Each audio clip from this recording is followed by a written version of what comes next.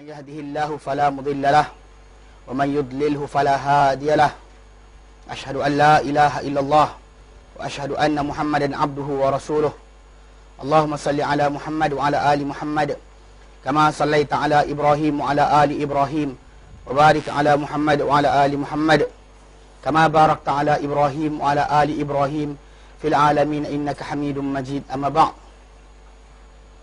Alhamdulillah, kita bersyukur kepada Allah dapat lagi bersama-sama kita kumpul dalam kelas ni untuk meneruskan kelas pengajian kita berkenaan tafsir maudhu'i. Saya minta maaf lewat hampir sejam tunggu apa keadaan sekalipun semua Taala balas pahala tuan-tuan menunggu isinya sebagai pembersihan bagi dosa-dosa insya-Allah.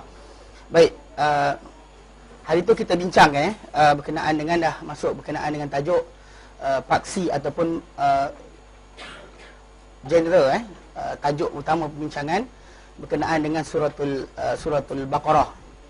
Yang mana surah ni panjang, tetapi para ulama menyatakan bahawa walaupun panjang surah ini, bentuk tujuan surah ini turunkan nampak nyata.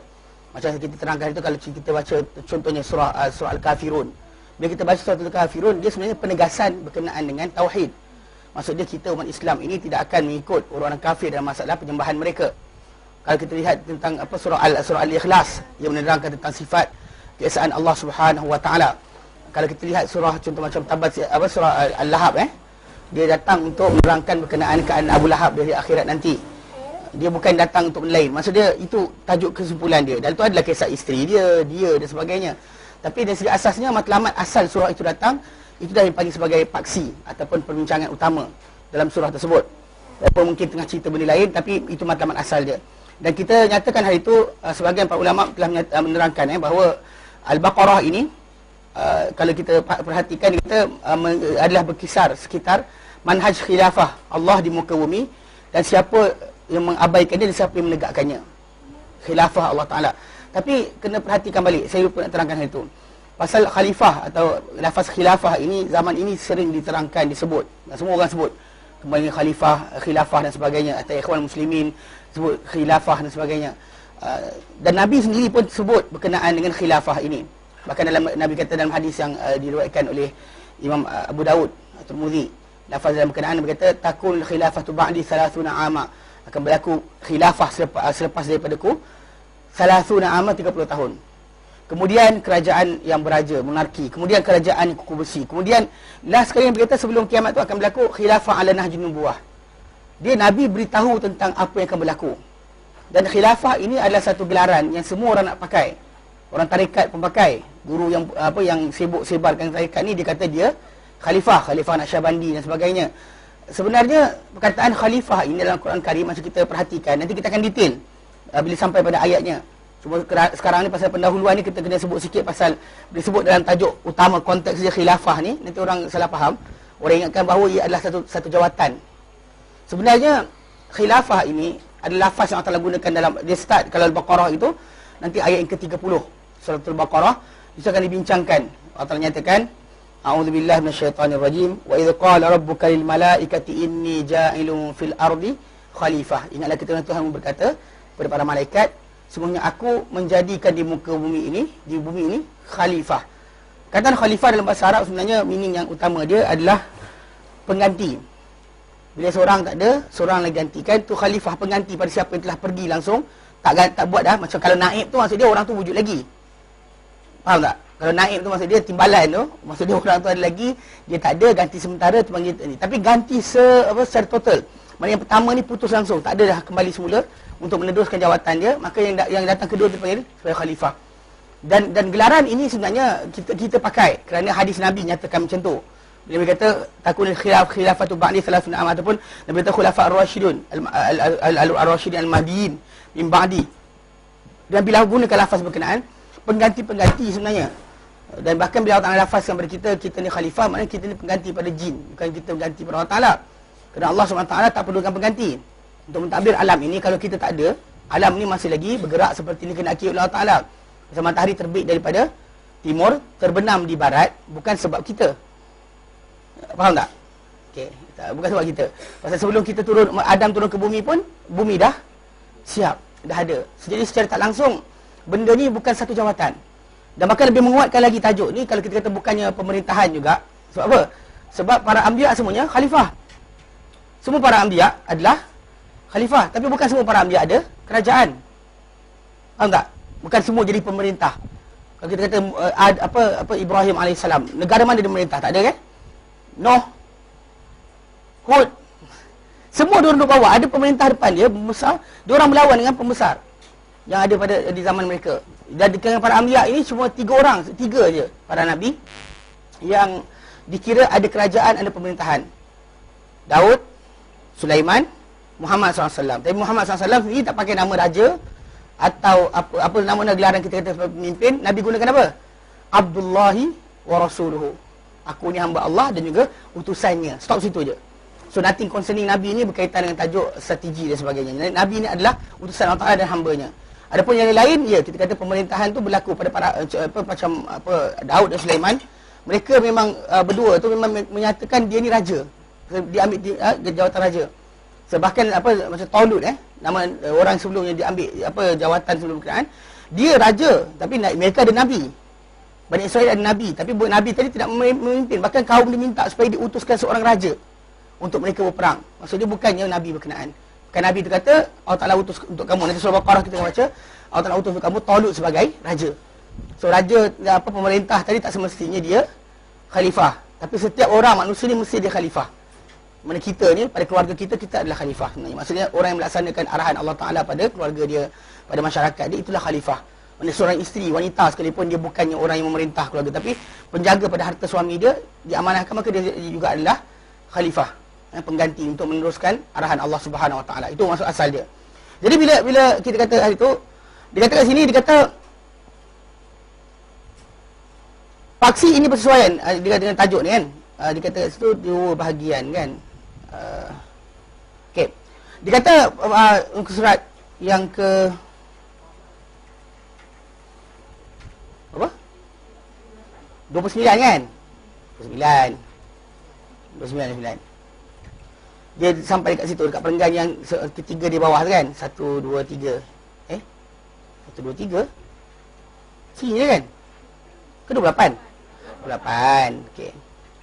Yang ketiga mula ke yang 3 sambung? Okey, baik. 1, 2, 3, okey. Baik, kita balik. Dia kata daripada apa yang telah lalu dan boleh dibentangkan yang dengan dibentangkan oleh para ulama serta pemerhatian surah-surah pada surah ini, kalau siapa perhatikan surah ini daripada awal sampai habis dia, dan tajuk-tajuk yang kita boleh keluarkan daripada setiap dalam surah ini, kita boleh mengatakan bahawa aksi surah ini berkisar sekitar manhaj khilafah Allah di bumi di antara siapa-siapa yang mengabaikannya dan siapa-siapa yang menegakkannya. Ini manhaj cara Allah Ta'ala meletakkan pemerintahan pada manusia ni. Siapa yang akan menjadi pengganti pada berikutnya. Bahkan kita kata benda tadi, mana kalau dia kata seorang yang mukmin yang tak beriman, kalau diberikan Allah Ta'ala penguasaan tadi, bukan sebagai tanda Allah Ta'ala redha. Ini yang salah faham Allah Ta'ala bagi dia memegang pemerintahan ataupun menguasai manusia, bukan maksud dia Allah Ta'ala redha. Tapi dan juga yang mukmin pula, kalau dia nak mencapai benda berkenaan, dia walaupun dia tak mencapai pun, dia tetap juga menjadi sebagai orang yang dikatakan khalifah. Pasal dalam surah Al-Baqarah nanti kita lihat bahagian pertama Allah Ta'ala terangkan macam mana Bani Israel punya perangai yang menyebabkan dia tak layak jadi khalifah atau menjadi orang yang Allah Ta'ala berikan tanggungjawab di muka bumi ini. Dan bahagian kedua surah Al-Baqarah, itu juzuk kedua sampai habis, menerangkan berkenaan dengan sifat-sifat orang yang beriman yang akan dapat khilafah ataupun penguasaan Allah Ta'ala ataupun mardatillah untuk mereka dalam melaksanakan apa saja di muka bumi ini. Dia kata paksi ini bersesuaian dengan tajuk-tajuk surah ini, juga dengan hubungan-hubungan penurunannya. Mana sebab diturunkan pun kena. Kerana surah Al-Baqarah adalah surah pertama turun di Madinah. Pasal di Madinah kita tahu bahawa adalah tempat pertama diasaskan tempat di mana mula-mula diasaskan untuk umat Islam. Ini masjid pertama. Walaupun Masjidil Haram tu Masjidil Haram, tapi masjid pertama untuk umat Islam melaksanakan ibadat secara bebas, secara bebas adalah di Madinah. Nabi SAW bina masjid di situ, di Quba. Mana kawasan Madinah jugalah. Kawasan situlah tempat di mana masjid mula dibina. Maka di sini tempat pemerintahan, takbiran dan sebagainya. Mula ada ketenteraan, mula ada sistem zakat, bahkan zakat ayat dia mungkin turun awal, tetapi pelaksanaannya hanya berlaku di Madinah. Banyak perkara dalam Islam ni yang berkaitan tajuk amal mukallaf, orang yang ditaklifkan, dosa pahala dan sebagainya, dikira pelaksanaannya ketika berada di Madinah, bukan di Mekah. Di Mekah hanyalah apa kita kata, bukan Nabi tak pernah mengarahkan atau tak menyuruh. Nabi menyuruh dan mengarahkan, tapi Nabi tidak menghukum sesiapa untuk kesalahan apa-apa. Tapi bila berada di Madinah, mula di situ dibina umat Islam tadi. Bahkan banyak orang kata apa, para ulama ataupun sering terkeluar dalam mulut zaman kita sekarang ni, negara Islam yang pertama kan dibina di situ. Mana situ tempat mana Islam tersebar besar. Mana diturunkan di Mekah, tapi penyebarannya berlaku di Madinah. So, ini maksudnya di Madinah tu dah establish, dan memang kita kata tetap dan mempunyai kekuatan. Kerana itu dia kata, kerana surah Al-Baqarah adalah surah pertama turun di Madinah sebagaimana telah lalu, dan orang Islam telah memperoleh ketika itu negara dan juga tanah. Asalnya mereka hanya ada akidah. Lepas tu Allah Ta'ala beri mereka tempat untuk mereka melaksanakan segala arahan Allah SWT. Maka munasabah untuk mereka ditujukan bagi mewarisi penguasaan ilahi untuk mereka.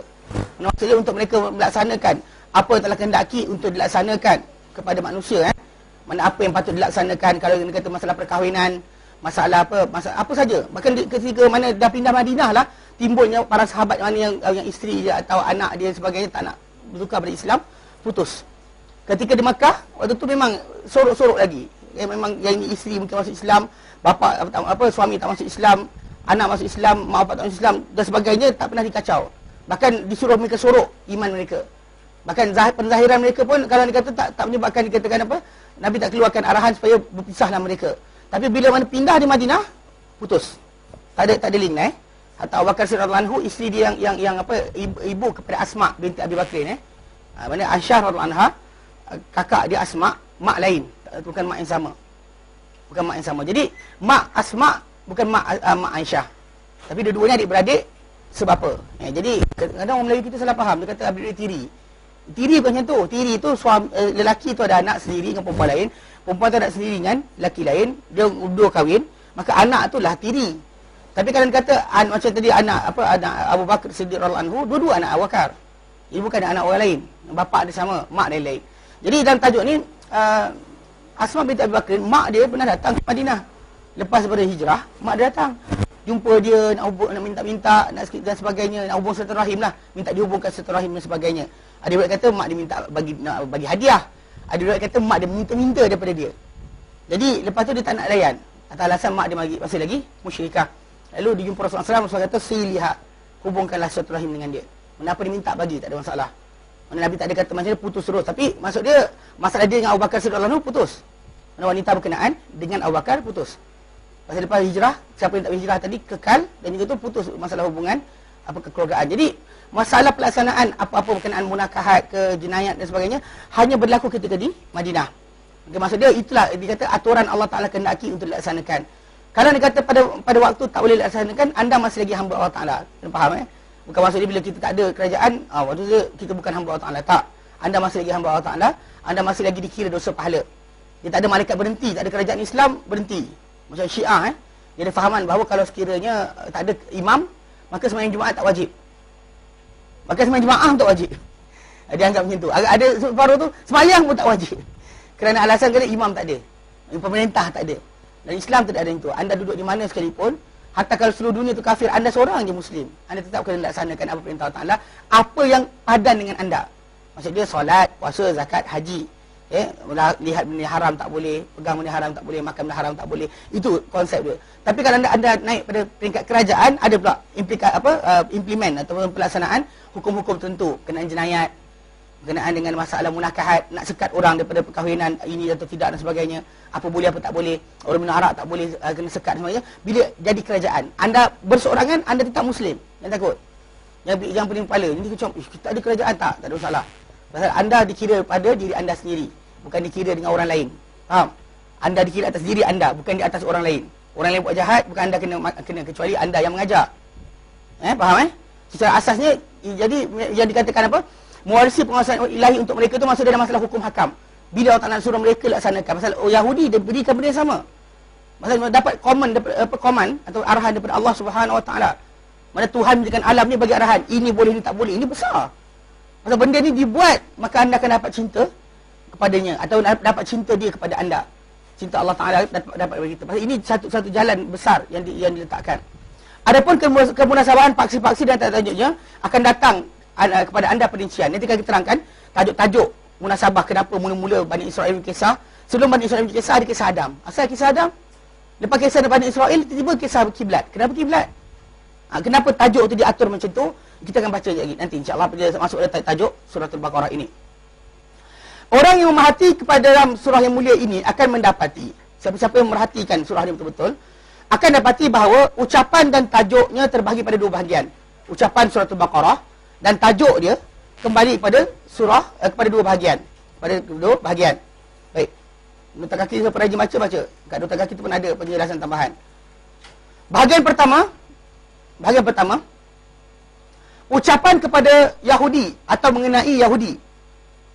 Ucapan kepada Yahudi atau mengenai Yahudi. Kan kita kata dalam surah Al-Baqarah ni dia cerita tentang kepada kita Bani Israel. Orang kata, ya Bani Israel. Sedangkan Quran turun pada Muhammad SAW.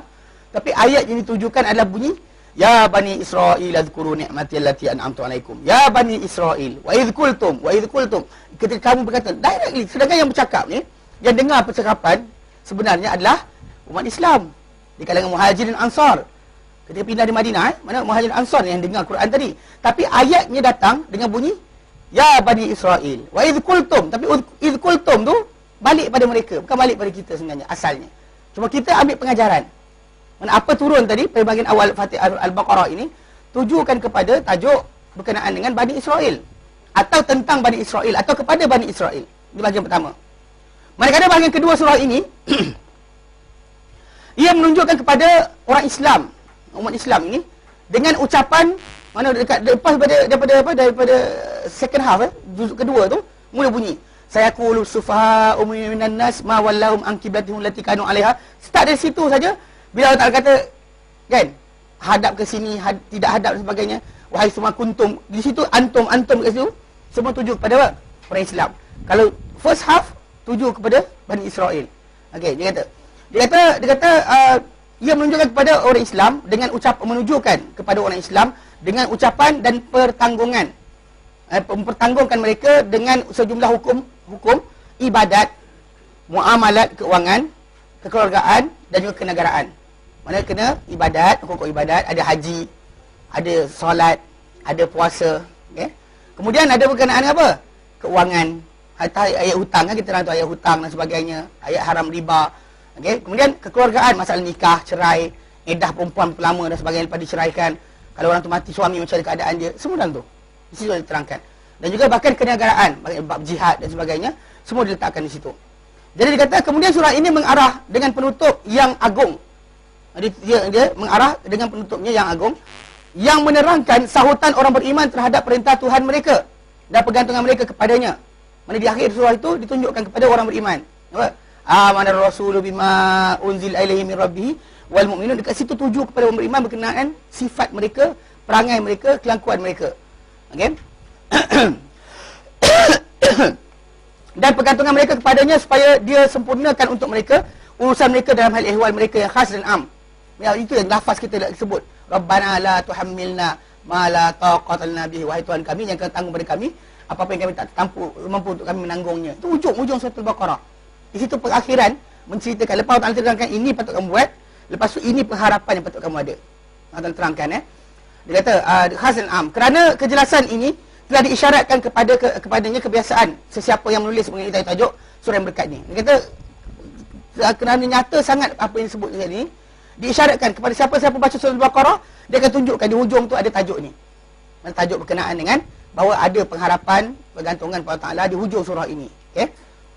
Yang ini pengarang buku kita kata, yang saya dapat ringkaskan daripada kata-kata ahli ilmu dan siapa yang meneliti sungguh-sungguh kepada surah ini adalah judul-judulnya, title itu telah diatur dengan dua paksi berserta satu pendahuluan, satu penutup. Maksud dia macam kita belajar mengarang kan? Pendahuluan, isi, penutup, betul? Okey, sekarang ni macam di Al-Baqarah, dia ada pendahuluan, ada isi, ada penutup. Okey. Dia kata dekat sini dia ada apa? Ada satu pendahuluan, satu penutup dengan apa? Ada dua isi besar. Okey, adapun pendahuluan Al-Baqarah ini ia merangkumi dua maksud yang saling berhubung. Membicarakan yang pertama mengenai hidayah Al-Quran. Membicarakan tentang hidayah Al-Quran. start daripada ayat pertama. Ni yang pertama ni start daripada 1 sampai 39. Nanti ada depan sikit ada tulis, tak ada tulis lagi. Dia portion surah ni diasing-asingkan, nanti dia bagi tahu lagi. Bahagian pertama dia kata pendahuluan dia ada dua bahagian. Dalam pendahuluan ni ada pertama mengenai hidayah Al-Quran dan pendirian manusia terhadapnya. Itu bermula dengan zalikal kitab la raiba fi hudal lil muttaqin. Lepas tu okey, apa maksud jadi? Lepas Allah Taala kata Al-Quran adalah hidayah. Allah Taala terangkan orang beriman, orang kafir, orang munafik. Ni 1 sampai 20. 1 sampai 20. Siapa yang baca start itu sampai 20 je. Okey. Dia kata maksud ini mula-mula bicara tentang manhaj dan perpecahan manusia terhadapnya. Mana maksud dia? Allah terangkan mana satu tata cara betul, apakah matlamat yang patut kamu cari, di mana tempat kamu patut cedok pengetahuan dan sebagainya, di manakah panduan kamu, kemudian apa keadaan manusia terhadap hidayah yang datang. Apa manusia punya reaksi. Ada yang beriman, ada yang tak nak beriman, ada yang sorok-sorok iman nampak macam beriman tapi sebenarnya tak beriman. Dia sorok kekufuran dia. Jadi kita kata ini tiga golongan manusia dalam pendahuluan terangkan. Okey. Dan maksud kedua pula dalam pendahuluan ini untuk bicarakan mengenai perintah kepada manusia agar mengikut manhaj. Memperingatkan mereka tentang usul-usul dan tujuan-tujuan mereka. Mana Allah Taala tunjukkan kepada apa? Perkara-perkara asas. Dan itu datangnya Allah Taala ungkit lepas daripada ceritakan berkenaan dengan macam mana hidayah manusia ni, apa jadi pada hidayah Al-Quran ni. Allah Taala mulakan dengan ya ayuhan nasu ubudu rabbakumul ladzi khalaqakum, ayat 21. Wahai manusia, sembahlah Tuhan kamu yang telah ciptakan kamu dan walladzina khalaqakum, orang sebelum kamu. Kenapa? La'allakum tattaqun. Siapa Allah Taala ni? Allah terangkan allazi ja'alakumul arda firasya, jadikan untuk kamu ni langit sebagai bumi sebagai hamparan dan langit sebagai sekian. Allah Taala ungkit. Allah terangkan di situ untuk terangkan manhaj. Allah terangkan di situ berkenaan Al-Baqarah, Al-Quran ini tidak ada sesiapa yang boleh datang menandinginya. Itu contoh yang Allah Taala berikan. Jadi kata maksud dia diterangkan kat situ memperingatkan mereka mengenai usul-usul dan tujuannya serta meletakkan mereka contoh penguasaan pertama di alam semesta, itu Adam AS. Walaupun Adam AS punya sebelum tu kita ceritakan apa jadi pada jin. Jin diberikan tugasan yang sama tapi dia gagal, digantikan kita, maka sekarang ni kita dikira sebagai yang pertama walaupun sebenarnya kita bukan yang pertama. Tu bagi lafaz khalifah itu bukannya the first one. Bila disebut khalifah kan, wakar digelar sebagai khalifah Rasulullah, tapi dia sendiri tak pakai nama tu. Omar dia pakai Amirul Mukminin. Kan dia kata, bila orang kata dia Amirul Mukminin, aku ketua orang beriman. Ketua bagi orang-orang yang beriman, Amirul Mukminin. Dia tak pakai nama khalifah. Tak ada yang pakai khalifah. Tapi bila orang tanya siapa pengganti Rasulullah, ada tunjuklah dia. Itu pengganti siapa? Datang Madinah tak ada, Rasulullah dah tak ada. Siapa pengganti dia? Aku pengganti dia adalah Abu Bakar. Kemudian siapa pengganti Abu Bakar siapa? Pengganti dia adalah Umar. Sehinggalah datang kerajaan beraja, maka tak ada bagi khalifah lagi. Tapi orang Muslim pakai gelar dengan Khalifah Harun Ar-Rasyid, Khalifah Ma'mun, Khalifah kan. Kalau kita perhatikan dalam sejarah, cuba dipakai tapi pengertian dia tak sampai. Faham? Jelas Jadi kisah Adam tu datang ni dalam pendahuluan. Kalau kita lihat Al-Baqarah 1 sampai 20, atau 21 sampai 39. Itu semua pendahuluan saja. Pendahuluan semata-mata untuk menjelaskan berkenaan Al-Quran sebagai hidayah, apa jadi pada manusia. Kemudian bahagian kedua dia 21 sampai 39, kisah macam mana Allah Taala, kenapa patut kita patah balik pada Allah Taala untuk tata cara ataupun hukum dan sebagainya. Allah Taala letakkan kisah Adam sebagai contoh pertama manusia yang diberikan oleh Allah Taala tugasan di muka bumi ini. Contoh, nampak ni pendahuluan saja. Dua ni adalah pendahuluan. Ini dikatakan oleh pengarang buku kita. Dan dia kata lepas tu itu tajuk pendahuluan. Paksi pertama dia kata, paksi pertama adalah ada yang dengan judul dia yang pertama adalah Bani Israel. Bani Israel dan apa? Sebab pelucutan mereka daripada penguasaan dan juga pengurusan dan penguasaan. Allah Taala tarik dari mereka. Mereka dahulu diberikan apa? Wahyu. Wahyu tadi datang kepada mereka. Bani Israel, anak-anak Yakub ni diberi kepada mereka ni. Selain para nabi mereka ni, seluruh mereka tu keluarga para nabi. Mana tak ada bangsa kat dunia ni yang macam nabi sendiri kan. Ada orang sebagai pak saudara dia. Ada orang atuk dia. Ada orang sepupu dia. Tapi ini ada orang anak dia. Ya apa? Bapa aku nabi tu. Dia ada orang mengaku macam tu. Mana ada orang bapa dia nabi atau anak dia nabi. Jadi Nabi Muhammad SAW sendiri, mak bapak dia tak dapat merasa benda berkenaan. Yang direct link pada dia tak ada. Jadi bahkan kita kata yang jadi pada Bani Israel tadi adalah satu kemuliaan sebenarnya. Dan bahkan bila Allah sebut nama pada mereka ya Bani Israel tu, macam Ibn Kathir kata, sebenarnya cara lafaz tadi untuk pujuk. Macam kita kalau ada kata orang tu anak mufti, kita kan hina dia, kita wahai anak mufti. Kita sebut supaya nak bagi tahu pada dia, ingatkan asal usul dia yang bagus. Jadi Bani Israel sebenarnya adalah kaum yang Allah Ta'ala berikan banyak Nabi. Wahyu datang daripada Allah Ta'ala. Mana aturan untuk mereka dapat kebaikan tu banyak Allah Ta'ala berikan. Tapi hujung akhirnya Allah Ta'ala tarik. Jadi soalan sekarang, kenapa Allah Ta'ala tarik bagi pada bangsa yang lain? Pasal memang di sini orang ni pun tahu yang bahawa benda ni akan dialihkan daripada mereka. Mereka tahu pasal benda ni telah disebut dalam Taurat sendiri, dalam Bible disebut bahawa benda kata apa pokok yang dahulu diberi kepada orang ni tak nak jaga, maka diberi pada orang lain yang akan menghasilkan buah dia. Jadi nanti kita akan bincang insya-Allah. Bila tajuk yang sampai nanti kita akan bincangkan. Mana memang mereka sendiri tahu akan dialihkan. Jadi problem sekarang ni masalah kepada siapa? Dahulunya mereka degil kan zaman Nabi Yusuf alaihissalam. Kamu letak pada adik-beradik kan, daripada 12 orang tu letak pada ibu yang second one. Kemudian bila ni pada zaman Musa alih pada first one. Musa anak keturunan first. Mana bapa adik-beradik yang 12 orang tu, Musa ni yang anak keturunan yang pertama. Anak daripada keturunan yang pertama. Mana adik-beradik yang 12 orang tu kan, the first child tu punya anak. Jadi itu sebab kenapa dia orang boleh ketaatan daripada Musa dahsyat. Tapi Isa pasal tak ada orang lari. Isa ada lari, dia macam bila Isa cakap kan orang lawan lagi. Isa cakap orang lawan lagi. Sebab mereka ada mungkin bukan adik-beradik yang sulung. Walaupun dalam keluarga yang besar, kita sepupu kita kan. Kalau katakan kita ni apa bukan raja pun, sepupu kita ni raja, kita bangga tak? Sepatutnya lah, tapi kita dengki pun ada. Okey, kita tu patutnya aku. Ini tajuk dia. Jadi bagi mereka ni sebenarnya Bani Israel ni mereka dapat wahyu dan juga ilmu daripada Allah Taala. Tapi ditarik daripada mereka bagi pada bangsa yang bukan keturunan mereka dah. Bagi pada bangsa Arab, keturunan Ismail alaihissalam. Di sini tajuk dia kenapa ditarik. Jadi Allah Ta'ala terangkan start dari situ, ayat yang ke-40 kan. Di situ start dia. Jadi dalam bahagian pertama ni judul dia Bani Israel dan sebab-sebab pelusutan mereka ni, pengurusan dan penguasaan. Ada satu judul, satu pendahuluan dan 4 keratan. Ada satu pendahuluan dan 4 keratan. Pendahuluan dia berbunyi dengan peringatan dan teguran. Pendahuluan dengan judul peringatan dan teguran. Peringatan dan teguran. Okey, apa yang dia itu? Dia kata start 40 sampai 48. Ayat 40 sampai 48, Allah Taala nyatakan. Dekat sini pengarang buku kata, ia memperingatkan Bani Israel dengan keturunan mereka yang mulia. Allah Taala sebut ya Bani Israel tu bukan nak hina dia. Israel itu nama Yakub. Gelaran Yakub alaihissalam, wahai anak-anak Yakub. Macam kita lah, anak-anak wahai anak Adam lah. Kita berikan anak Adam. Maksudnya Allah Taala muliakan kita dengan nama nabi yang diutuskan kepada kita, atau nabi yang pertama, manusia pertama diciptakan oleh Allah Taala, disujudkan pada malaikat. Malaikat sujud pada Adam alaihissalam, dimuliakan Adam dengan ilmu. Maka kita ni anak Adam. Tu dia kata ya Bani Adam, untuk dia ingatkan kita ni siapa. Bukannya bukan Allah Taala hina kita, tak hina langsung. Bahkan mulia. Bila Bani Israel panggil dengan yang ni, mulia. Dan kalau perhatikan dalam Al-Quran, bila Allah Taala murka pada mereka, Allah Taala gunakan Yahud. Wa qalatil Yahud, wa qalatin Nasara. Allah Taala pecah mereka pada bahagian nama agama tu, pegangan dia. Tapi bila Allah Taala nak puji mereka atau ajak mereka untuk benda baik, Allah Taala kata ya Bani Israel, ya ahlul kitab, ahli kitab, wahai Bani Israel. Itu gelaran tadi, bukan gelaran untuk apa buruk, gelaran baik. Jadi kita lah, anak ketua kampung, anak Pak Imam. Kau dapat imam kan? Itu maksud dia bukan nak hina. Kita kata ingat balik asal usul kau, kenapa buat macam ni? Itu soalan dia. Yang dia bagi tahu tu Jadi dia kata, kemudian dia kata kat situ, ia menyatakan kepada mereka perjanjian yang Allah Taala ambil.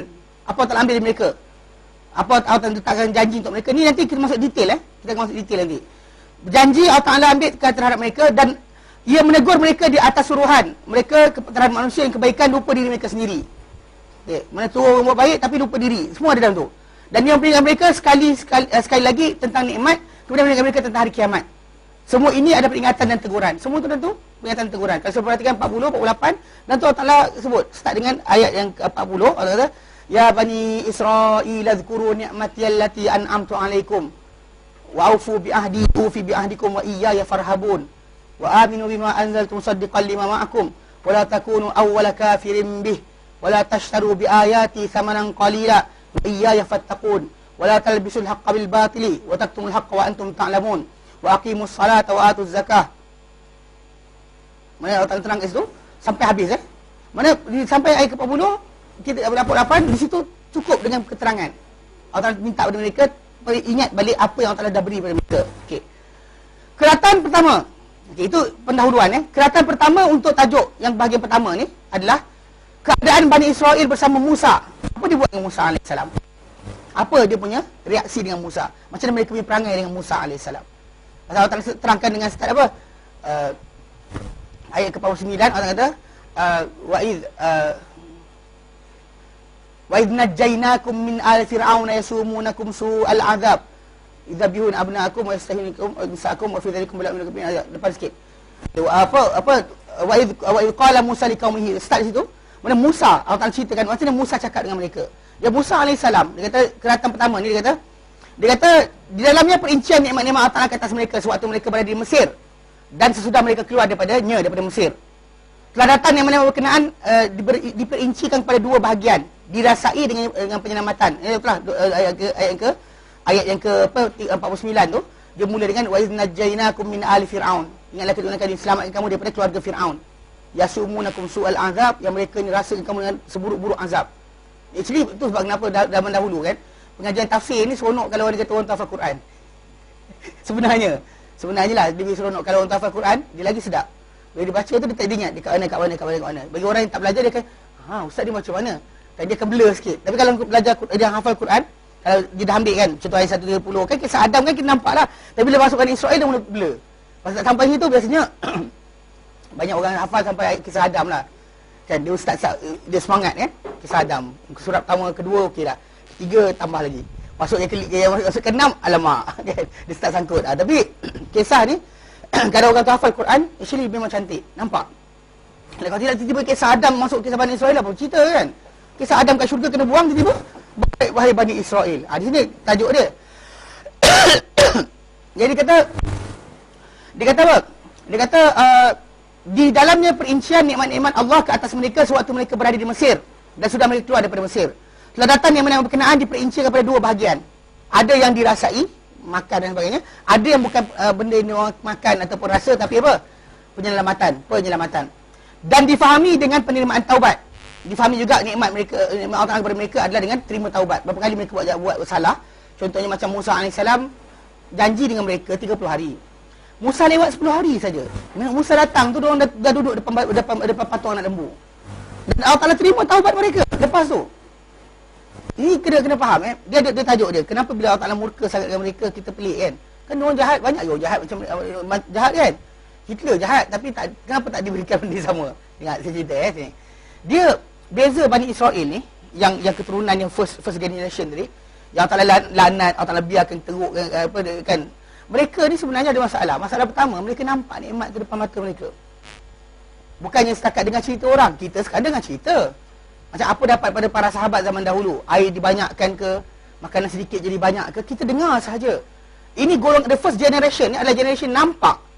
Dan bahkan para sahabat Nabi pula memang tak disogok dengan benda macam ni.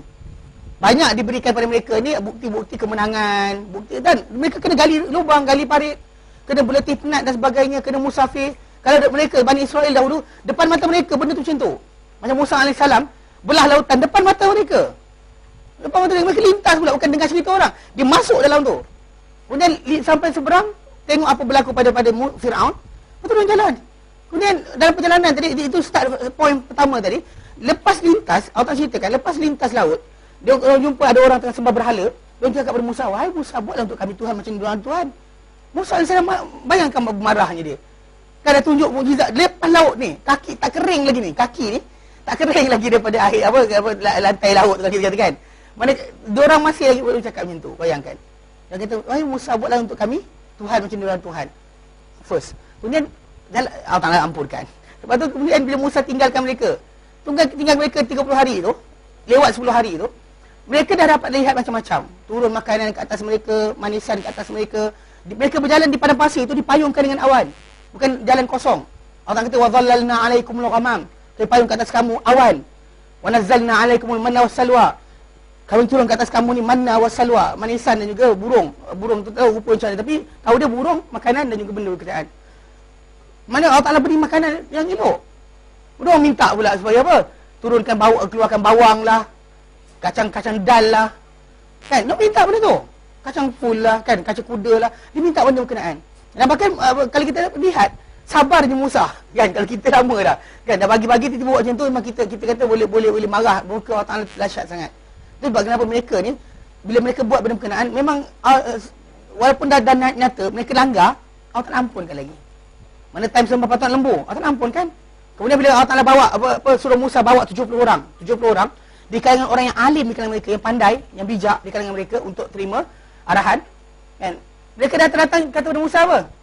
Lan nu'mina laka hatta narallaha jahrah. Kami tak beriman kepada Musa sehinggalah kami nampak apa? Allah Ta'ala seketul depan kami. Allah Ta'ala matikan mereka. Dah matikan, hidupkan balik. Apa lagi rahmat yang ada lagi? Kalau kita kalau bukanlah benda tadi kita kata apa? Keadaan mereka dengan Musa AS ni dapat macam-macam macam tu dan taubat mereka diterima, itu nikmat besar. Kalau taubat diterima adalah nikmat yang paling besar. Kerana dia kata kemudian ia kembali kepada pernyataan nikmat yang dirasai yang berupa makan dan minum, dan ia menyusul dengan pernyataan kesalahan mereka melampau pada hari Sabtu, kisah lembu ataupun kisah di mana mereka nak masuk bandar tu kan, disuruh masuk bandar, suruh kata hitah, dia kata hintah. Allah kata lafazkan hitah, macam kita kata amin dalam solat. Ini adalah lafaz yang Allah Ta'ala arahkan kita lafazkan, walaupun pengertian dia kita balik pada usul bahasa Arab tak jumpa. Pasal amin ni adalah di dalam bahasa Arab dikata sebagai kata nama perintah atau kata nama permintaan dipanggil. Kata nama permintaan. Dia kata nama tapi memberi pengertian kata kerja. Kata nama tapi macam dia kata kerja. Macam ni adoi bahasa Melayu kan. Maksud dia apa? Sakitnya aku. Macam tu maksud dia. Lafaz macam tu dalam bahasa Arab ada. Kalimah-kalimah dipanggil kata nama untuk seruan ke, kata nama untuk sekian. So jadi kata nama untuk apa? Untuk permintaan. Tapi kita tahu kenapa amin. Baik lafaz istajib kan ikut mulut kita baik istajib ya Allah, tapi Nabi kata sebut amin. Dan para malaikat akan mengaminkan. Dan siapa amin dia dengan amin malaikat serentak, maka diampunkan segala dosa-dosa yang lalu. Ini lafaz Nabi letakkan dan baca Fatihah dan sebagainya. Amin kita kena sama. Pasal malaikat akan lafazkan amin, kita lafazkan amin. Bani Israel macam tu juga. Bila masuk bandar tu Allah kata untuk ampuskan dosa dia, Allah kata apa? Qulu hittatun. Sebutkanlah, gugurkanlah. Ini maksudnya gugurkan dosa kami ya Allah. Hitta ni hatta maksudnya gugur. Jatuhkanlah. Allah kata lafazkan. Masuk bandar tu lafazlah kalimah berkenaan. Dia masuk bukan keadaan depan, dia tunduk. Dia masuk keadaan tunjuk punggung. Kemudian dia kata hintah. Hintah ni gandum. Bayangkan, Nabi Allah Ta'ala ampunkan lagi. Maksudnya Allah Ta'ala ampunkan lagi. Berikan mana nikmat Allah Ta'ala ke atas mereka ni. Kalau dalam yang banyak tadi tu, sebenarnya paling besar bukannya makanan turun dari langit, bukan belah lautan, bukan payung dengan awan, bukan keluarkan daripada batu tu keluar mata air. Paling besar adalah Allah Ta'ala ampunkan mereka. Itu nikmat paling besar sebenarnya. Mana setiap kali mereka buat jahat, Allah Ta'ala ampunkan dengan segera. Allah terima taubat mereka dengan mudah. Itu cerita kita kata sebagai apa? Nikmat Allah Ta'ala ke atas mereka, keadaan mereka dengan Musa AS. Dan dia kata apa? Makan minum dan menyusul dengan apa? Satu kisah lembu dan kesalahan terjadi pada hari kisah lembu berkenaan. Kemudian dia menutup dengan pernyataan akibat buatan mereka itu keras hati. Allah Ta'ala sebut dalam Quran apa? Tsumma qasat qulubukum min ba'di dzalika fa hiya kal hijarah.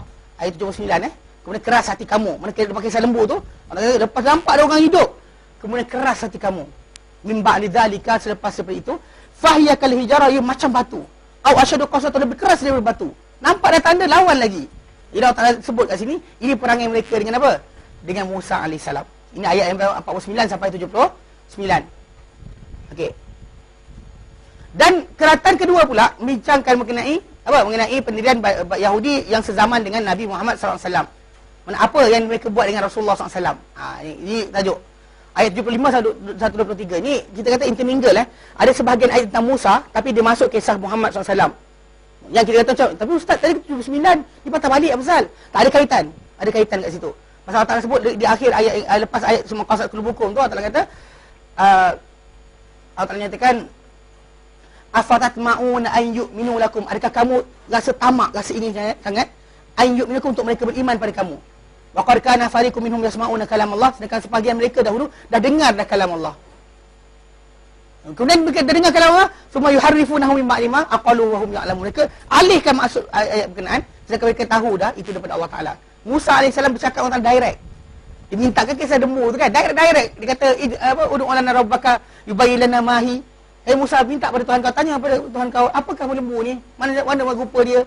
Musa direct minta Allah Ta'ala dan direct je Musa jawab apa benda mereka minta. Bukan tunggu 3 hari kemudian, tak ada.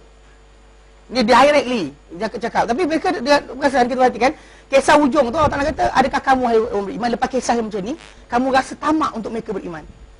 Sedangkan mereka dahulu dengar kalam Allah, mereka alihkan suka-suka hati mereka. setelah mereka tahu apa yang dituntut oleh Allah Ta'ala pada mereka. Jadi Allah Ta'ala ceritakan. Jadi dalam ayat 75 sampai 23, kedatangan kedua untuk membicarakan mengenai pendirian Yahudi yang sezaman dengan Nabi Muhammad SAW. Nabi SAW. Apa perangai mereka dengan Rasulullah SAW. Telah datang pada awalnya menghampakan orang Islam terhadap keimanan mereka dengan sebab yang terjadi, sebab apa yang terjadi daripada mereka dahulu dan apa terjadi pada mereka sesudah itu. Mana apa yang mereka buat start awal, zaman apa? Zaman Musa tu. Kemudian sampai apa tengah-tengah tersebut, mana mereka dekat sana dan sebagainya, sampai pada kisah akhir. Sampai kisah di mana? Apa kisah lembu berkenaan. Adakah itu dan lepas ni ada cerita lagi. Kamu rasa nak mereka akan beriman pada kamu? Memang Rasulullah SAW sebenarnya harap-harap sangat mereka akan beriman. Pada mudah sebenarnya para anbiya, pengetahuan mereka sama. Sebab kenapa rahib-rahib Yahudi dia test Nabi dengan soalan-soalan tertentu, tanya macam ni. Mereka terus clarify Nabi Muhammad adalah utusan Allah Taala. Orang awam ni mungkin jahil, tapi rahib mereka tahu. Soal mereka tahu dan banyak di kalangan rahib mereka masuk Islam. Seperti Abdullah bin Salam, Zaid bin Sa'nah antaranya. Yang macam Salman Al-Farisi ni Kristian asalnya. Jadi dia masuk Islam dengan sebab tanda-tanda yang ada mereka lihat depan mata mereka. Jadi secara tak langsung mereka ni kita kata memang dah tahu dah tentang Rasulullah SAW. Dan dia kata apa? Maka ayat-ayat tersebut banyak menyebut tentang akhlak mereka. Apa perangai mereka dapat dilihat. Mengembalikan mereka kepada kebohongan mereka. Apa mereka tipu. Mereka tulis kitab, kata ini hadza min indillah. Mana Allah Ta'ala sebut kat situ. Mana mereka tulis kitab, mana kata ini dari Allah Ta'ala. Allah Ta'ala terangkan pembohongan mereka. Saya menjelaskan kebencian mereka dan kedengkian mereka. Apa kebencian mereka dan kedengkian mereka terhadap Rasulullah SAW. Kemudian keratan ini dikhatamkan dengan mengajak mereka kepada iman. Dengan uslub yang tenang, yang akan menarik mereka kepada perasaan mereka. Yang mana Allah Ta'ala akhir ayat ni, ayat 123 tu dengan berbunyi, ayat berkenaan Allah Ta'ala nyatakan sebelum kisah Ibrahim AS, Allah kata Allah kata ya bani Israil azkuru ni'mati allati an'amtu 'alaikum. Allah sebut ujung. Sebelum masuk kisah Ibrahim, Allah sebut balik untuk ajak mereka supaya apa? Kenang balik nikmat Allah Taala ke atas mereka. Itu yang Allah Taala minta pada mereka, pada Rasulullah SAW, arahkan Rasulullah supaya katakan kepada mereka supaya mereka patah balik. Membicarakan pula kereta ketiga mengenai dakwah Ibrahim dan pelepasannya daripada dakwaan-dakwaan golongan terdahulu. Mana Ibrahim AS adalah bapa para anbiya. Kita kata selepas daripada mana sebenarnya jarak Ibrahim dengan Nuh jauh. Pasal di antara Nuh, kalau kita hafal nama kisah Ibrahim tu, lepas Nuh, Hud, Saleh, lepas tu Ibrahim. Sebenarnya jarak mereka bukan dekat. Kan di antara Ibrahim dengan Hud dan juga Saleh, tempoh yang panjang. Kerana Allah Ta'ala sebut dalam Quran, wa'ad wa samud wa qurunan baina dzalika katsira. Wa'ad wa samud, Ad dan juga Samud, wa qurunan baina dzalika katsira, ayatnya dan ayat berkenaan tak nyatakan Ad dan Samud. Dan generasi-generasi setelah itu banyak lagi. Mana banyak lagi generasi selepas daripada mereka. Mana Ad wa Samud, wa Ad wa Samud wa qurunan baina dzalika katsira. Wa qurunan baina dzalika katsira.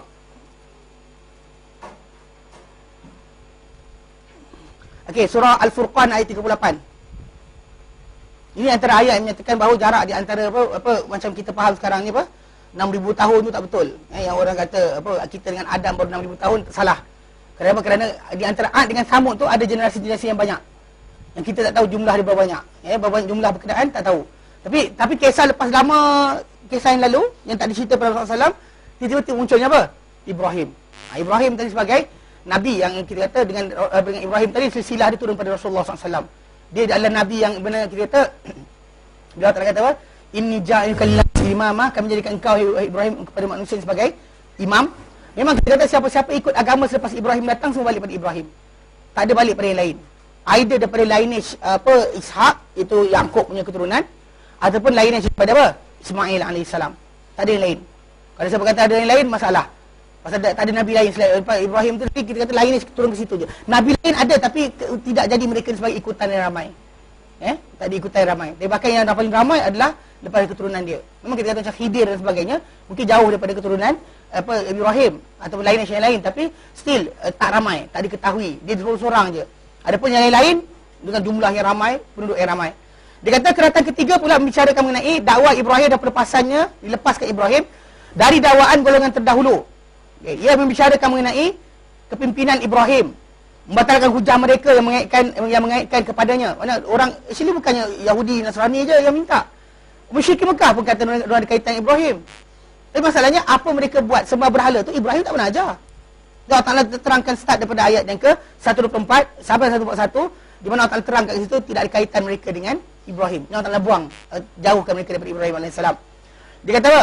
Ia bukan hanya perkaitan kebendaan, bahkan ia perkaitan kerohanian. Maksudnya hubungan manusia dengan Ibrahim bukanlah dibina di atas tajuk dia punya darah sebenarnya, bukan material. Bahkan sebenarnya mesti dibina di atas apa? Kerohanian. Iman Ibrahim, apa Ibrahim percaya, kita kena percaya. Dan only kita boleh mendakwa kita ni daripada apa orang yang berkenaan. Bahkan orang tu kata dia keturunan Nabi pun macam tu juga. Bukan masalah darah dia. Kalau dia keturunan Abu Lahab pun bapa saudara Nabi tapi tak selamat. Abu Talib bapa saudara Nabi yang buat kerja baik untuk Islam banyak tapi still tak lepas. Hanya kerana tak nak melafazkan, maka Nabi kata dia dalam neraka. Tak ada siapa yang kata terlepas. So, jadi secara asasnya mana secara keturunan dia tak memberi kesan apa-apa. Pasal apa? Perkaitan kerohanian tu yang utama. Tu dalam Islam ni berkaitan ataupun iman. Iman menjadi asas untuk persekutuan. Bukannya atas dasar darah, bangsa, Jawa ke Bugis ke, tak ada alasan. Yang pentingnya adalah akidah tadi. As long as seorang itu adalah Muslim, mukmin, maka dia adalah saudara kita. Kita berkorban untuk dia adalah pahala. Kita berikan apa-apa kepada dia adalah pahala. Kita dapatkan kasih sayang dia adalah pahala. Itu adalah Islam sebagai ibadah. Yang Nabi kata apa? La yu'minu ahadukum hatta yuhibba li akhihi ma yuhibbu li nafsihi. Tidak beriman seorang kamu. Tidak beriman atau kurang beriman seorang kamu hatta sehingga yuhibba li akhihi, dia sayang untuk saudara dia, ma yuhibbu li nafsihi, apa dia sayang untuk diri sendiri. Akidah. Dengan itu jadi akidah, mana sayang untuk orang tu dapat apa yang kita dapat. Dalam Islam ni orang tu dimasukkan siapa? Orang yang bukannya adik-beradik kita. Tapi apa? Orang yang seagama dan juga seakidah dengan kita. Tu maksud dia. Yang akhi yang Nabi kata tu bukannya adik-beradik. Kalau adik banyak orang kaya kan adik-beradik. Mana tak ada siapa tak kaya adik-beradik kan? Jadi masalah bukan itu. Yang dimaksudkan adalah akidah tadi. Mana kalau untuk akidah kita, maka kita nak inginkan dalam diri kita ni dia dapat macam kita. Walaupun bapak dia lain, bapak kita lain. Mak dia orang lain. Mak dia kita pun lain. Tak penting. Yang pentingnya adalah masalah apa? Akidah tadi. Dia kata apa? Tiadalah Ibrahim melainkan seorang Muslim. Dia Muslim. Dan dia tak pernah mewasiatkan keturunannya melainkan dengan Islam. Dan begitulah juga Yaqub. Mereka semua berlepas diri daripada siapa yang berada pada selain Islam. Maka jika kamu ingin mengikuti mereka, hendaklah kamu masuk dalam keadaan Islam. Keratan ini, dia kata, juga membicarakan mengenai pembinaan Kaabah, doa-doa yang khusyuk yang mengiringi perkara berkenaan menembus kediri Kaabah tu sebagai penyediaan apa yang akan datang sesudahnya. Nampak kat situ. Dan manakala keratan keempat, judulnya pula ada apa? Peralihan kiblat dan kepimpinan agama kepada umat penghulu sekalian, para rasul. Itu pada Muhammad SAW. Ia bicarakan mengenai peralihan kiblat dan ayat-ayat berkenaan menjelaskan bahawa peralihan kiblat ini merupakan keizinan bagi peralihan khilafah. Kenapa berubah? Sebab berubahnya kiblat. Ini sebagai isyarat bahawa sekarang ni bukan lagi kepada keluarga Bani Israel, tapi telah diberikan tampuk khilafah tadi kepada keluarga Ismail. Keluarga Ismail bukan keluarga Yaqub dah, keluarga Ishak. Tapi semua mereka adalah anak kepada Ibrahim AS. Bukan keluar keluarga pun masih lagi. Tapi soalannya itulah kita kata tak suka pasal macam kita kata jauh kan. Memang kita kata kalau orang tu mak kita punya adik-adik, anak kita, adik-adik kita daripada mak kita, adik-adik kita daripada bukan mak kita, memang kita akan ada rasa ni sikit. Tapi masalah sekarang ni bila pilihan tadi adalah milik Allah Taala. Bukan kita yang tentukan. Pasal khilafah ini, kerajaan atau kenabian ini bukan benda yang kita boleh cari, tapi Allah Taala kurniakan. Allah Taala kurniakan. Jadi kata apa?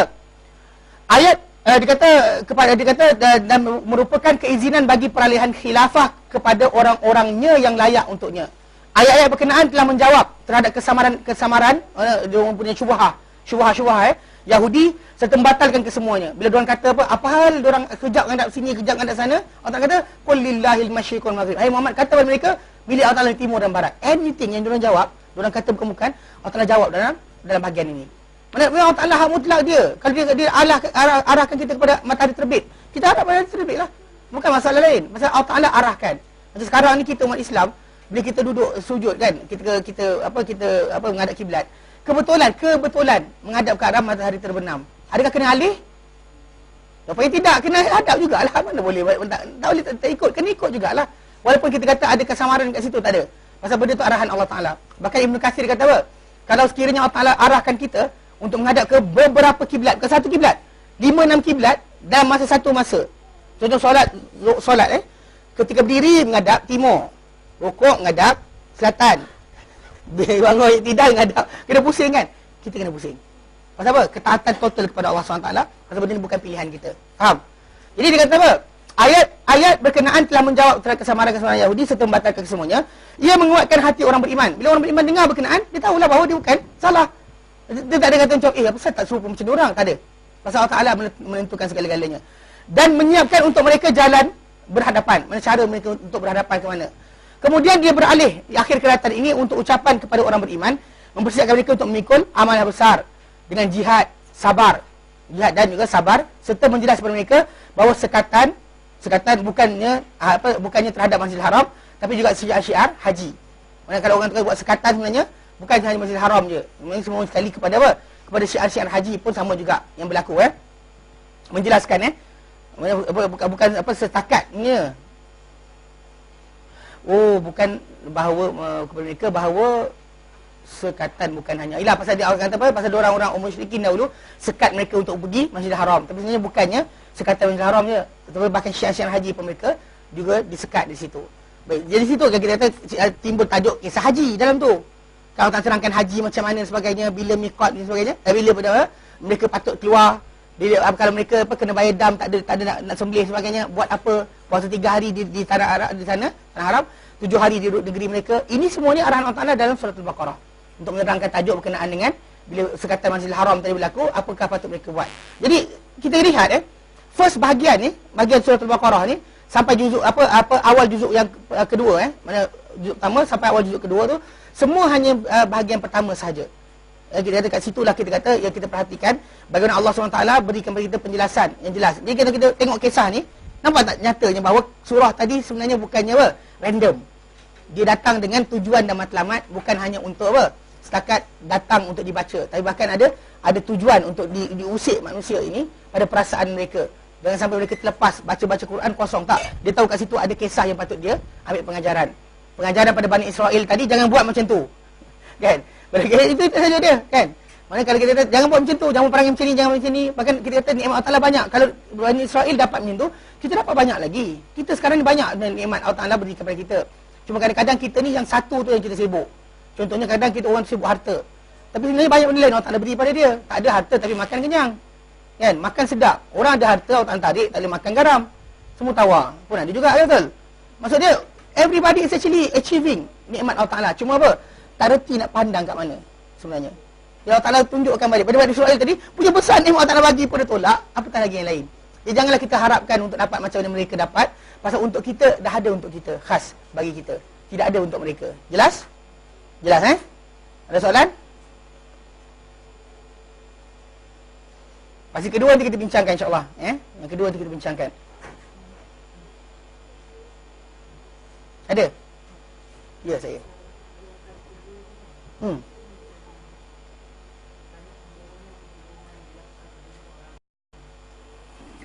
Bani Israel.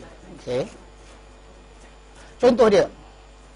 Allah Taala nyatakan a'udzubillahi minasyaitonirrajim. Contoh dalam juzuk yang pertama tu, lepas Allah Taala sebut berkenaan dengan ni, fawailul lil ladzina yaktubuna al-kitaba bi aydihim. Kecelakaanlah bagi orang yang menulis kitab dengan tangan mereka. Tsumma yaquluna hadza min indillah. Mereka kata ini dari Allah Taala. Liyashtaru bihi thamanan qalilan, supaya mereka beli dengan apa mereka tulis tadi, benda yang itu dunia, harga yang sedikit. Fawailul ma katabat aydihim. Kecelakaan untuk mereka apa yang mereka tulis dengan mereka. Wa ilahum ma yaksibun, dan kecelakaan untuk mereka apa yang mereka dapatkan. Dan mereka bohong lagi. Wa qalu lan tamassana an-naru illa ayyam ma'dudah. Mereka kata tak akan kena kami neraka ni kecuali beberapa hari je. Allah Taala kata kul attakhadtum indillah min indillah kul attakhadtum indallah ahdan. Hai Muhammad, kata kepada mereka, korang ambil janji Allah Taala ke 3 hari je masuk neraka ni? Kalau Allah Taala janji, fala yukhlifullahu ahdah. Ataupun kamu sebenarnya antakun Allah ma la ta'lamun, ataupun kamu sebenarnya sedang cakap pada Allah Taala apa yang kamu tak tahu pun. Allah Taala kata maksudnya ini pembohongan mereka. Mereka kata bahawa contoh kitab ini bukan sekian, kemudian dia bohong pula. Dia kata diorang ni masuk neraka sekejap je. Dia ambil janji Allah Taala ke tunjuk dalam Taurat kalau ada. Where's in Taurat that's written there. Maksud dia Allah Taala tanya balik, "Kam datang." Atau bila kali mereka kata benda-benda contoh macam lepas tu dia ada depan sikit dia kata wa qalu la yadkhulul jannah illa man kana hudan aw nasara. Dan mereka waqalu, dan mereka berkata la yadkhulul jannah, takkan masuk syurga illa man kana hudan aw nasara, siapa-siapa yang Yahudi atau Nasrani je. Allah kata tilka amani. Hai Muhammad, itu angan-angan mereka. Qul hatu burhanakum. Muhammad kata kepada mereka, datang bawa bukti kamu, tunjuk, kami nak baca. Mereka diam. Setiap kali mereka cakap ni, Allah Ta'ala beri suruh Nabi jawab balik. Mereka datangkan pembohongan macam itulah. Datangkan pembohongan, kata mereka ni apa mereka takkan masuk neraka, mereka berapa hari saja. Itu antara contoh yang Allah Ta'ala berikan. Banyak ni kalau kita buka surah Imran nanti, banyak lagi akan keluar. Yang bahkan mereka sorokkan tanda kenabian Muhammad SAW. Mereka dalam Quran Allah Ta'ala kata ada contohnya ayat yang ke depan sikit. Allah Ta'ala kata falamma ja'ahum kitabun min indillah, bila datang kepada mereka kitab dari sisi Allah Ta'ala, musaddiqul lima yang membenarkan apa di tangan mereka. Mereka sebenarnya ada satu janji Allah Ta'ala ambil. Kalau datang seorang nabi bawa kitab tu benarkan apa kat tangan mereka, mereka kena percaya benda berkenaan. Benarkan apa isi kandungan kitab mereka, mereka kena percaya. Jadi bila datang Al-Quran benarkan apa isi mereka, apa mereka apa? Mereka sebelum dia itu yastaftihuna 'alal ladzina kafaru, mereka minta kemenangan. Sebab orang Madinah dahulu asalnya mula kenal Rasulullah SAW bukan sebab mereka nampak Rasulullah punya akhlak. Mereka tak pernah kenal Rasulullah, dan mereka datang musim haji saja. Bahkan cerita daripada pembesar Quraisy, Rasulullah ni teruk. Penipu lah, pembohong lah, penyair dan gila dan sebagainya. Tapi bila mereka nampak Rasulullah, orang Ansar cepat-cepat ambil sebab apa? Sebab cerita dia, yang dikatakan oleh para ulama' berdasar pada ayat surah Al-Hasyr, ayat yang ke-9 tentang orang Madinah. Orang kata orang Madinah ni beriman awal sebelum daripada orang Mekah lagi. Pelik kan? Kalau beriman, Rasulullah turun di Mekah, apa pasal dia beriman awal? Punca dia sebab apa tahu? Mereka nampak sifat Nabi ni sebelum daripada melihat Nabi. Daripada siapa? Yahudi-Yahudi keliling Madinah. Pasal dulu Aus dan Khazraj, dua-dua mereka ni ada kabilah Yahudi yang mereka rapat. Satu rapat dengan Bani Quraizah, satu rapat dengan Bani Nadir. Mereka rapat. Jadi bila mereka rapat dan dia buat perangan berlaku, Yahudi ni kan kerja dia, bila perangan berlaku, depan-depan kawan-kawan dia yang Arab ni, dia kata, "Ya Allah, menangkanlah kami dengan Nabi akhir zaman." Dengan Nabi akhir zaman, dengan Nabi akhir zaman tersebut. Jadi bila diorang tanya, Nabi akhir zaman siapa? Kan? Bila tanya, diorang katalah Muhammad Nabi akhir zaman ni, rupa dia macam ni, perangai dia macam ni, sifat macam ni. Bila mereka nampak Nabi dekat mana? Dekat Mekah, terus mereka beriman, tak cakap banyak. Dan bahkan mereka memang orang-orang Madinah ni terkesan dengan fahaman Yahudi punya ajaran ni. Dan mereka mudah adapt. Sebab apa? Sebab mereka nampak Muhammad ni betul. Sebab contoh macam kisah orang Quba. Orang-orang di Quba, Allah Ta'ala puji mereka ni, dalam masjid itu ada orang yang suka bersuci, surah Taubah. Betul Nabi tanya pada mereka, peliknya, apa salah orang puji kamu? Sedangkan orang lain pun juga bersuci. Dan mereka terangkan, kami dahulu ada apa? Ada sahabat-sahabat kami daripada Yahudi ni, jiran-jiran kami Yahudi ni, terangkan membasuh najis dan sebagainya perlu guna air. So diorang pakai air. Diorang pakai air sentiasa. Pasal Yahudi tu ajar mereka. Itu terkesan dalam masalah itu. Apa lagi berkenaan dengan kepercayaan. Dengan kiamat, mungkin mereka sembah berhala.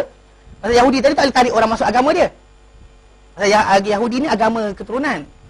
Jew is agama keturunan. Jadi mereka tak boleh tarik masuk agama. Tapi kepercayaan tu dengar. Tu bila mereka nampak Muhammad SAW, mereka cepat ambil. Tanpa cakap banyak. Kalau kita kan tunggu, duduk tengok bagus ke tidak, test sekejap 3-4 soalan kan. Tak, datang kan, Nabi tawarkan, terus nak ambil. Kita dalam buku sejarah tamadun Melayu tamadun Islam kita tulis apa?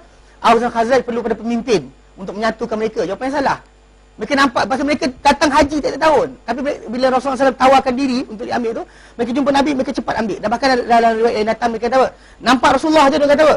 Inilah Nabi yang dijanjikan, disebut-sebut oleh jiran-jiran kamu di kalangan Yahudi. Ambil cepat sebab orang lain ambil. Dan cepat-cepat ambil Rasulullah SAW sebab tak nak bagi orang lain ambil dahulu. Itu cerita dia.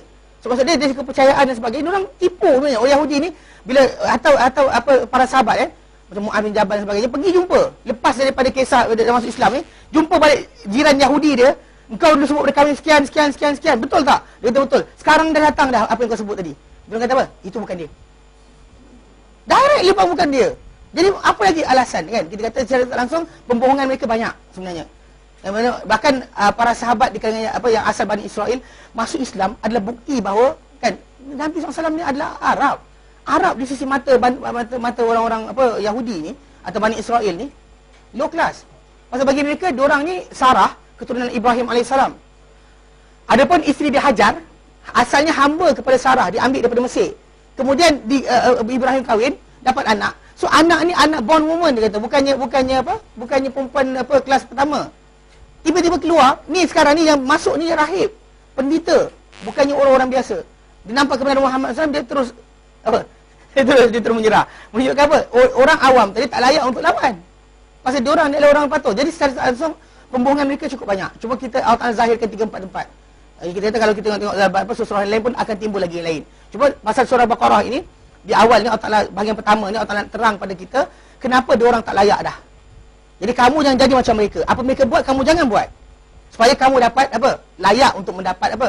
Menjadi apa? Orang yang Allah Ta'ala letakkan penguasaan ilahi pada tangan kamu. Jelas? Jelas Okay, baik, kita berhenti kat sini insya-Allah. Wallahu a'lam. Wa sallallahu ala sayyidina Muhammad wa sallam alhamdulillahi alamin. Subhanaka wa bihamdika asyhadu an la ilaha illa anta astaghfiruka wa atubu ilaik. Assalamualaikum warahmatullahi taala wabarakatuh.